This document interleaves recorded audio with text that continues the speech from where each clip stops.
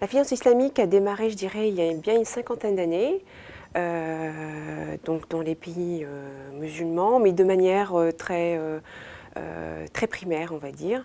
Ensuite, elle a commencé à avoir des techniques vraiment très avancées, je dirais au milieu des années 70 avec les chocs pétroliers.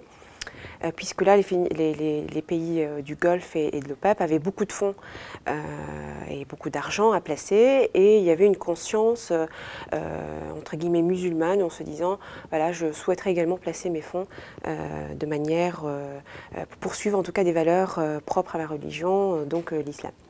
Ensuite, en Europe, à partir des années 2000, où effectivement nous avons vu donc un rebond donc des banques, je dirais, conventionnelles, qui souhaitaient diversifier non seulement leurs investissements, mais également leur clientèle.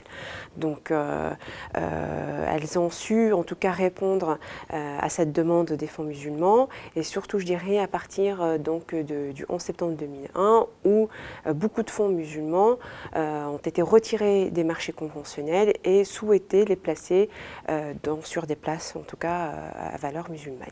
La finance islamique se fonde sur, je dirais, 5 principes fondamentaux. Le premier est de dire que toutes les transactions fondées sur l'intérêt sont interdites.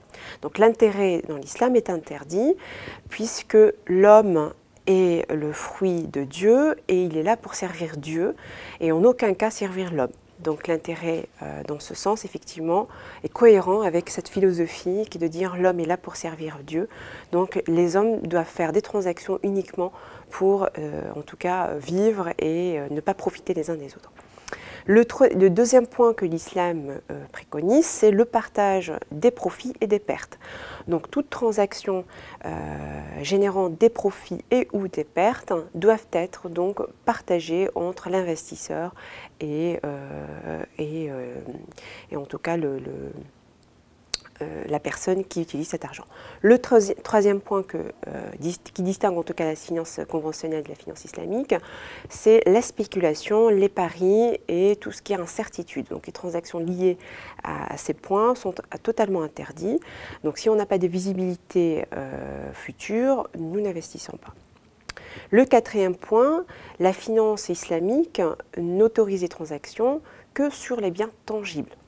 Donc il est hors des questions d'établir des transactions sur des biens intangibles tels que, je dirais, je ne sais pas moi, effectivement des produits financiers classiques, par exemple les produits dérivés qui sont adossés à des produits sophistiqués et qui n'ont pas de vie, en tout cas tangible. Et enfin, le cinquième point, qui distingue toujours les deux types de finances, la finance islamique interdit les transactions sur les biens impurs, tels que l'alcool, le porc, les produits liés à la pornographie, etc., etc. Donc il y a il y a une liste établie par l'islam appelée biens donc impurs. Alors, ce qu'il faut comprendre, c'est que la finance islamique génère des profits, génère de la rentabilité, sauf que cette rentabilité est un petit peu différente de la rentabilité conventionnelle.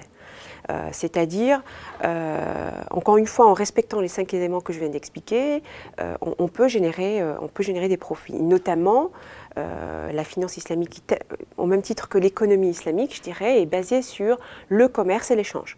Le commerce peut générer des profits qui sont tout à fait autorisés par la finance islamique. Donc, est-ce que ces profits sont détruits parce qu'effectivement sont basés sur 5 éléments un peu contraignants, je dirais, par rapport à la finance conventionnelle? Je dirais que non, parce que c'est seulement une manière différente de générer des profits. Je pense qu'il faut attendre quelques années, voir un petit peu le développement de cette niche, je dirais, de la finance, et l'importance qu'elle va générer, et les profits effectivement futurs. Et dans ce cas, on pourra les comparer à la finance conventionnelle. Sachant que si on doit faire cette comparaison, il faudrait effectivement relativiser les choses, puisque on va comparer des produits complètement différents. Par exemple, si on doit comparer une action sur une entreprise qui utilise des biens impurs avec une entreprise donc musulmane, je dirais, qui respecte les éléments cités, la comparaison n'a pas lieu d'être, puisqu'effectivement nous comparons deux biens différents. Donc non, la finance islamique ne tue pas le profit, en revanche, génère des profits différents de la finance conventionnelle. La finance islamique est mal connue en France, je pense pour des raisons là je m'avance à titre personnel, pour des raisons politiques, puisqu'effectivement, alors on le voyons d'ailleurs aujourd'hui avec le débat sur la laïcité, en France nous avons du mal à parler des choses différentes. Donc les musulmans de France existent et je pense qu'effectivement les politiques ont du mal un peu à les considérer et je pense que c'est le point principal. Maintenant, peut-être qu'effectivement dans le milieu financier, beaucoup de gens n'y croient pas. Effectivement, puisque c'est un milieu qui est réduit, opaque, mal connu, puisque pour pratiquer la finance islamique, il faut d'abord connaître les principes de l'islam et du Coran, et ensuite, effectivement, l'adapter à la finance de manière très particulière. Donc, 2 points, effectivement, une volonté politique, un manque de volonté politique et un manque de connaissance, je pense, du domaine.